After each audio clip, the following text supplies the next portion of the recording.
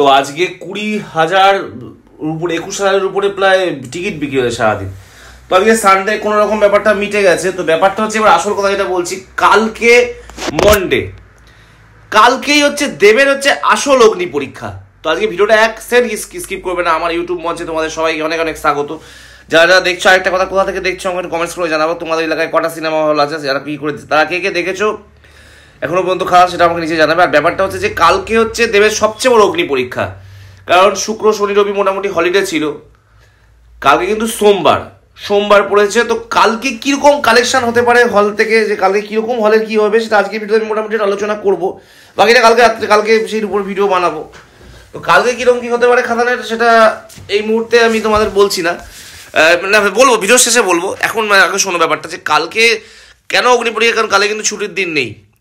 নন হলিডেতে business করা কিন্তু সব থেকে টাফ। একটা সিনেমা হিট তখনই করে বোঝা যায় মন্ডের তার বিজনেস দেখলে। তো মন্ডেতে কালকে খাদান কি করতে চলেছে, কালকে দেবের সামনে কি চ্যালেঞ্জ হতে চলেছে, কালকে ভিডিওটা এখন এবার দেখাচ্ছে, এরপরে কালকে কি হতে পারে মন্ডেতে তোমাদের অবশ্যই দেখাবো। আর তার আগে চ্যানেলটা সাবস্ক্রাইব করবে আর বেল আইকনে ক্লিক করবে। আর আমার চ্যানেলে মুভি আপডেট পাবে, প্লাস আমি নিজেও ছোটো ছোটো শর্ট মুভি বানাই বা রোস্টিং ভিডিও বানাই, সেগুলো দেখতে পারবে। সব ধরনের কন্টেন্ট বানাই, মিক্স কন্টেন্ট বানাই। তো চলো কালকের ব্যাপারটা নিয়ে আলোচনা করি, চলো। তো কালকে মন্ডে এখনো পর্যন্ত বলতে গেলে সব গ্রিনই আছে এখনো। তাও এগুলোর মধ্যে ঢুকলে দেখা যায় অলমোস্ট মোটামুটি সিট বুক হয়েছে, কারণ কালকে মন্ডে সব হলুদ হবে না। যেমন গতকালকে শনিবার দিন যখন রাত্রেবেলা আমি যখন আসি, অলরেডি সব পরের দিনে সব এরকম হলুদ হয়ে যাচ্ছিলো এগুলো, কিন্তু আজকে গ্রিন দেখাচ্ছে। এখনো বুকিং শুরু নেই, কারণ কালকে কিন্তু সব থেকে বড় চ্যালেঞ্জের।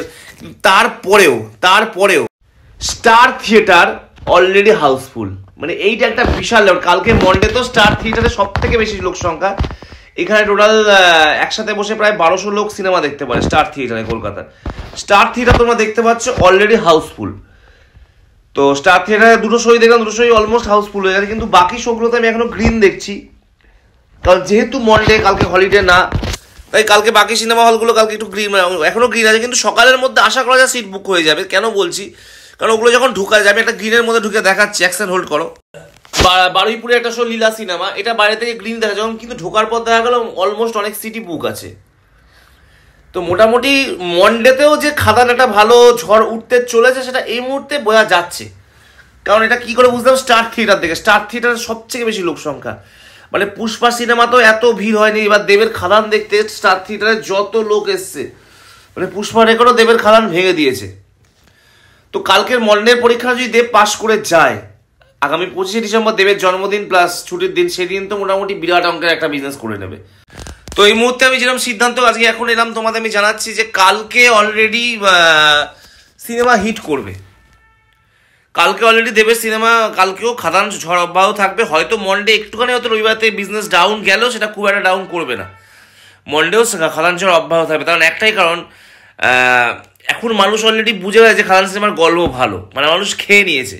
দেব যেভাবে প্রমোশন করেছে, দেব সেটা সাকসেস, তো মানুষ অলরেডি খেয়ে নিয়েছে যে এরকম খাদান একটা সিনেমা হচ্ছে। তো মানুষ যে করি হোক, হয়তো প্রথম শোগুলোতে, হয়তো সকালের শোগুলোতে একটু ভিড় কম থাকতে পারে, তবে নাইট শো বলো, ইভিনিং শো বলো, বিকালবেলা যে শোগুলো আছে আফটার অল, সেগুলো তোমার মোটামুটি আমি যা দেখছি সেগুলো হাউসফুল থাকার চান্স আছে। সেগুলো থেকে একটা বিরাট অঙ্কের কালেকশনের একটা চেষ্টা চলছে।